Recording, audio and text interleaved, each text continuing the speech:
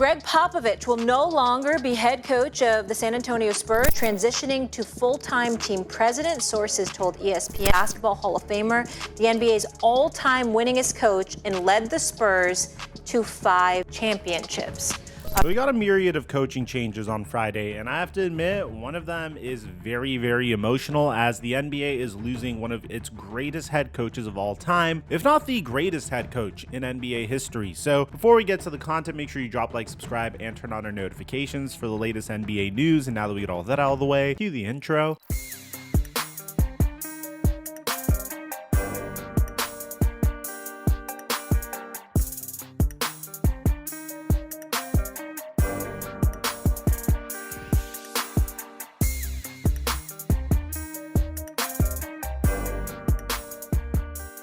We've been incredible to start the playoffs, hitting on 3 picks to make over $400, and it's gonna get better from here. Use my promo code microphone to get $50 when you make a play of $5 or more on Prize Picks, or just click on the link in the description down below and get my picks through my Instagram at TheFlightMike. And thank you, Prize Picks, for the sponsor. Mic check 1 2 1 2. What's going on, everybody? This year has been very peculiar when it's come to NBA head coaching changes, even going all the way back to last offseason when the Los Angeles Lakers decided to fire Darvin Ham and bring in JJ Redick, a very bold move that, in my opinion, ended up paying off for them quite well, as they ended up getting a 3rd seed, and the Los Angeles Lakers even stated that despite their very disappointing run in the playoffs, JJ Redick isn't going to be fired. This is coming from The Athletic. The Redick experience was mostly positive, as the Lakers' ability to earn the number 3 seed had everything to do with his ability to connect with his players while showcasing his tactical acumen. Despite the early playoff exit, Redick's job is safe, and the Lakers are optimistic about his future with the franchise, team sources tell The Athletic. Personally, I think this is a no-brainer. I mean, I think JJ Redick was a huge upgrade over Darvin Ham, even though he did his best Darvin Ham impression in Game 5 of the first round versus the Minnesota Timberwolves, when he refused to substitute Jackson Hayes in at all, or gave Maxi Kleber some run over Alex Len, which resulted in one of the greatest, if not the greatest, game of Rudy Gobert's career. But that aside, even throughout the regular season, things were very weird when it came to coaching. I mean, the Memphis Grizzlies fired Taylor Jenkins with about 10 games remaining in the regular season. The Denver Nuggets fired their head coach, Michael Malone, right as the regular season was over. So you might be wondering who the Denver Nuggets head coach has been throughout the playoffs. And so far, it looks like it's Nikola Jokic. I mean, Nikola Jokic is quite literally coaching the Denver Nuggets. You think it's David Adelman, but when you just take a look at all these clips, it's very clear it's Jokic coaching this team. I mean, take a look at this clip. Nikola Jokic is literally making substitutions for the Denver Nuggets. And on Friday, we found out the future of multiple head coaching positions. The Memphis Grizzlies announced that they're going to hire interim head coach Tomas Lisalo as the franchise's next head coach. Lisalo is the individual that replaced Taylor Jenkins in late March and is now the first Finnish-born head coach in NBA history. This was expected primarily because you don't fire your head coach right before the playoffs if you don't believe you have your next head coach on the roster typically, which means, yes, I do expect Nikola Jokic to be the head coach for the Denver Nuggets moving forward. But on top of that, we got some pretty sad news. One of the biggest legends in NBA history, one of the greatest head coaches in NBA history, is not going to be coaching the San Antonio Spurs, and this just came at the worst time ever. Gregg Popovich was originally the San Antonio Spurs general manager in 1994, but in 1996, after a 3-15 start to the Spurs regular season, with David Robinson also injured, Gregg Popovich decided to fire their head coach, Bob Hill, and took over the position himself. The San Antonio Spurs would have a horrible year that year, but lucked into the number 1 overall pick, where they got the opportunity to select Tim Duncan, forming the Twin Towers and quickly giving Gregg Popovich a contender. And in his second year as the Spurs head coach, they would improve from 17-47 in the 1996-97 season to 56-26 in the 1997-98 season, where they'd lose in the conference semifinals. 1 year later, and the San Antonio Spurs are NBA champions. Gregg Popovich was notorious for building an incredible motion offense around Tim Duncan and drafting very, very well with R.C. Buford, drafting players like Tim Duncan and Manu Ginobili, which resulted in the once cellar-dwelling San Antonio Spurs being a championship powerhouse throughout the 2000s and being relevant in the early 2010s. And to be honest, this was a dynasty that was set to continue. During the 2011 NBA draft, they traded George Hill for the rights to Kawhi Leonard. Following the 2013 to 2014 season when they won an NBA championship with the same core plus Kawhi Leonard, the future looked very bright for the San Antonio Spurs. Unfortunately, due to Kawhi Leonard getting injured versus the Golden State Warriors during the 2017 playoffs, Kawhi Leonard and the Spurs would have a huge falling out, and this thrusted the Spurs into a rebuild once again. Gregg Popovich tried to turn lemons into lemonade by trading Kawhi Leonard for DeMar DeRozan, but ultimately it just wouldn't work. The Spurs would be first round exits in the 2018 and 2019 playoffs before not making the playoffs at all for the 6 years after that. But there was a glimmer of hope. During the 2023 offseason, the San Antonio Spurs won big in the draft lottery and had the opportunity to select Victor Wembanyama. The offseason prior, they swung a huge trade, trading DeJounte Murray to the Atlanta Hawks for a plethora of first-round picks. The future for the San Antonio Spurs looked really bright, and it was Gregg Popovich that had the opportunity to coach a once-in-a-generation type player in Victor Wembanyama. But unfortunately, things would not go according to plan this past season. In the offseason, the Spurs would make remarkable decisions once again, drafting Stephon Castle, who would become the Rookie of the Year, and trading for De'Aaron Fox. On top of this, they have enough cap space and draft capital to swing a huge trade for a superstar if they wanted to do that this offseason. But in November of 2024, Gregg Popovich would suffer a stroke, and he would announce 2 days later that he is going to take an indefinite leave of absence from the team, with Mitch Johnson being elevated to the role of interim head coach. A few months later, Pop confirmed that he was not going to be coaching the team for the remainder of the season, and that brings us to where we currently are, and truly a really sad situation. Gregg Popovich announced that he will no longer be coaching the San Antonio Spurs and is going to transition full-time to team president. This is significant. Gregg Popovich is the NBA's all-time winningest coach and led the San Antonio Spurs to 5 championships. He's been their coach since 1996. I mean, take a look at the amount of head coaching changes made by each team ever since Gregg Popovich was the head coach of the San Antonio Spurs. It's absolutely insane. And it's truly unfortunate because things are starting to really get exciting for the San Antonio Spurs. There's no question in my mind that Pop could easily win a few more championships as a head coach if he didn't have this unfortunate situation with his health. So I can't help but feel a tremendous amount of empathy for him. But from an organizational perspective, I don't think this is a situation where the San Antonio Spurs are absolutely screwed, because it seems like their future is in good hands. The man replacing Gregg Popovich, Mitch Johnson, has been an assistant in San Antonio's program for a decade, and he took over as interim head coach in November, and now he is Gregg Popovich's successor. This means that the Spurs have continuity with Gregg Popovich and R.C. Buford, as well as general manager Brian Wright, who was hired in the same 2016 offseason as Johnson. There are a lot of teams that have been able to successfully achieve this. I mean, if you take a look at the Boston Celtics a few years ago, their head coach Brad Stevens decided to step down as their head coach and take on the role as the Boston Celtics president of basketball operations. And assuming Victor Wembanyama can return from his blood clots okay, then I'm very confident that the San Antonio Spurs future is going to be just fine, especially with Gregg Popovich as the president of basketball operations and an individual that has been studying him for a decade. It's truly an opportunity of a lifetime for Mitch Johnson to have the privilege of coaching Victor Wembanyama, who could without a doubt be the face of the league in a few years from now. But it's still unfortunate because at the same time, right as the rebuild concluded, Gregg Popovich didn't have an opportunity to see it through